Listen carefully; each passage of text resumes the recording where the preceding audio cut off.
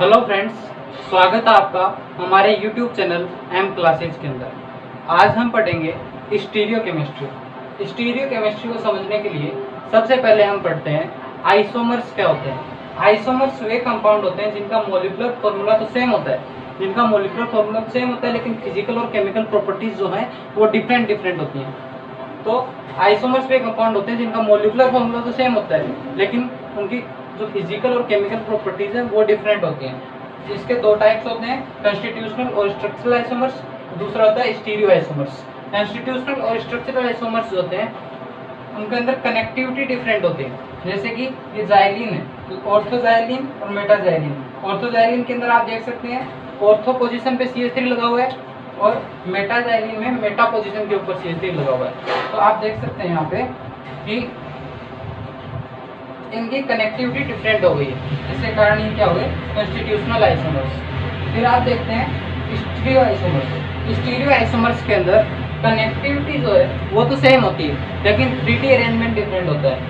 Connectivity same होती है लेकिन 3D अरेंजमेंट डिफरेंट होता है। ये भी टू टाइप्स के होते हैं, कन्फिगरेशनल आइसोमर्स, कन्फर्मेशनल आइसोमर्स। कन्फिगरेशनल आइसोमर्स के अंदर रोटेशन डबल बॉन्ड के अलोंग होने के कारण वो रेस्ट्रिक्टेड हो जाता है और रोटेशन नहीं हो पाता है। उनके अंदर एनर्जी बैरियर हाई होती है। यदि एक आइसोमर्स को प्राप्त करना है दूसरे को, तो हमें बॉन्ड को तोड़ना पड़ेगा। Bond break is necessary to gain another isomers in configurational isomers. Conformational isomers के अंदर सिंगल बॉन्ड के अलोंग रोटेशन हो जाता है। फॉर एग्जांपल ये, तो इसके अंदर इक्लिप्स्ड है, स्टेगर्ड है। सिंगल बॉन्ड के अलोंग 180 डिग्री से रोटेट करवा, तो यहाँ पे स्टेगर्ड हमें बॉन्ड प्राप्त हो गई। तो ये हो गए आइसोमर्स। अब हम देखते हैं कि स्टीरियो आइसोमर्स क्या होते हैं। अब आगे देखते हैं कि ऑप्टिकल एक्टिविटी और कायरलिटी क्या होती है। ऑप्टिकल एक्टिविटी और कायरलिटी को समझने में देखते हैं कि हम कायरल मॉलिक्यूल क्या होता है। Chiral molecule a structure that can not be superimposed on their mirror images are called chiral molecule और ऑप्टिकली एक्टिव मॉलिक्यूल। जैसे कि ये है, तो इसके अंदर देखते हैं तो OH मिरर इमेज, ये मिरर है, तो मिरर के अंदर OH को OH दिखाई दे रहा है, H को H दिखाई दे रहा है, CHO को CHO दिखाई दे रहा है, CH2OH को CH2OH दिखाई दे रहा है। तो यहाँ पे ये एक दूसरे की मिरर इमेजेस हैं। और अब देखते हैं तो क्या हम इसको यदि उठा के इसके ऊपर रखें तो क्या ये सुपर इम्पोज हो रहे हैं? नहीं हो रहे हैं। तो इसका मतलब नॉन सुपर इम्पोजिबल है। तो non super impossible mirror images are called optical active और कायरल मॉलिक्यूल। ओके, अभी इनको समझने के लिए हम देखते हैं POS, COS और AOS क्या होती है। POS होता है plane of symmetry. Plane of symmetry एक ऐसा प्लेन होता है, जैसे कि एग्जाम्पल ले लीजिए,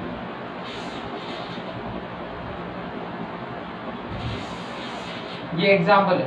इसके अंदर देखते हैं तो POS एक ऐसा प्लेन जो कि इसको बाइसेक्ट कर दे दो सिमेट्रिकल भागों में।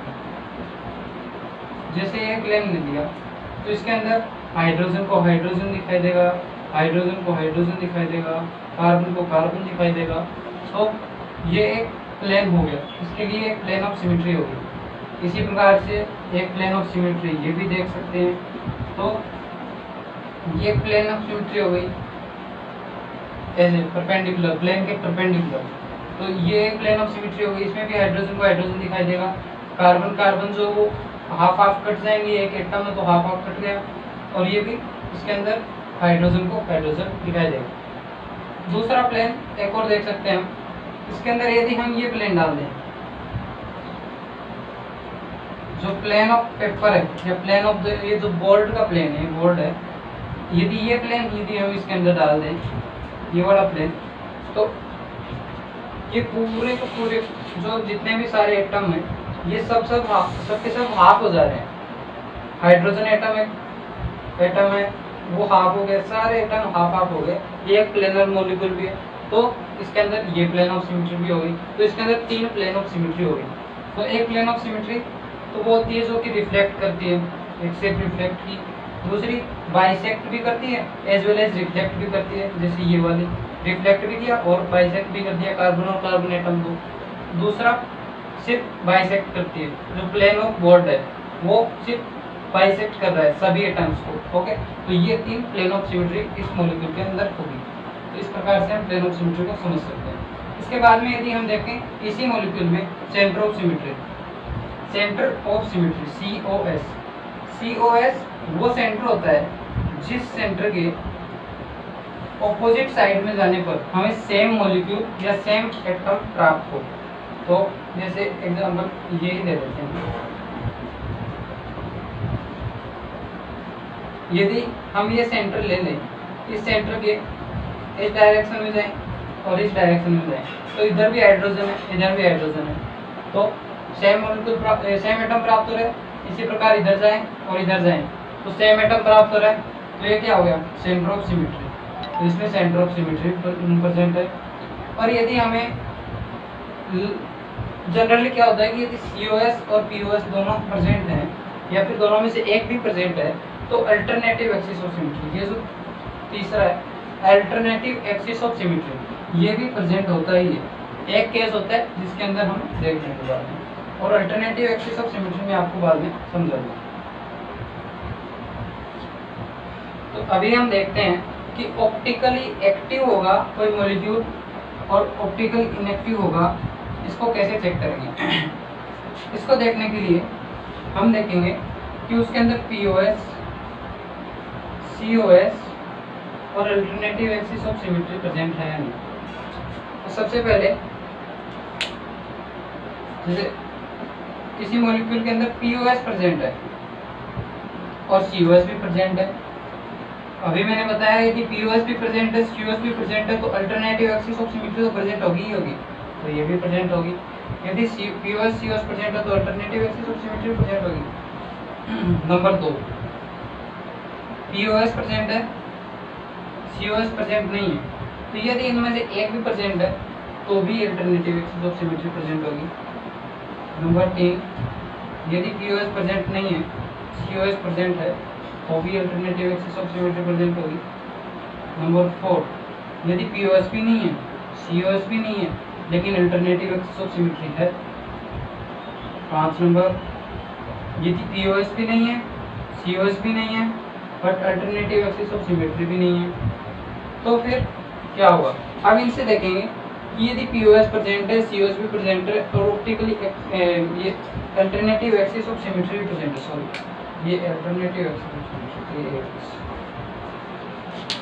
यदि POS भी प्रेजेंट है COS भी प्रेजेंट है तो अभी हमें सिर्फ ये देखना है कि यदि POS और COS में से सिर्फ एक भी चीज प्रेजेंट है तो वो ऑप्टिकली इनएक्टिव होगा, ऑप्टिकली इनएक्टिव होगा और अकायरल होगा। यदि POS या COS में से एक भी चीज प्रेजेंट है तो वो ऑप्टिकली इनएक्टिव होगा और अकायरल होगा। और यदि कोई मॉलिक्यूल जिसके अंदर POS या COS इनमें कुछ भी प्रेजेंट नहीं है, दोनों ही एब्सेंट है, तो वो मॉलिक्यूल ऑप्टिकली एक्टिव होगा और कायरल होगा।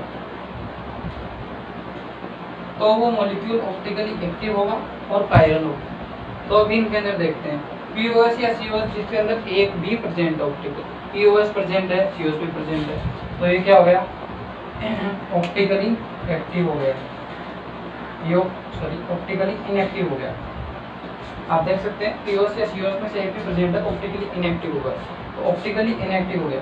इसमें POS प्रेजेंट है ये भी ऑप्टिकली इनएक्टिव हो गया, इसमें COS प्रेजेंट है तो ऑप्टिकली इनएक्टिव हो गया। सिर्फ हमें ये दो फैक्टर देखने हैं कि POS या COS में से एक भी प्रेजेंट है तो वो ऑप्टिकली इनएक्टिव हो जाएगा। फिर यहाँ 4th नंबर में देखते हैं तो इसके अंदर alternative axis of symmetry present है। अब alternative axis of symmetry present है तो वो भी ऑप्टिकली इनएक्टिव भी हो जाएगा।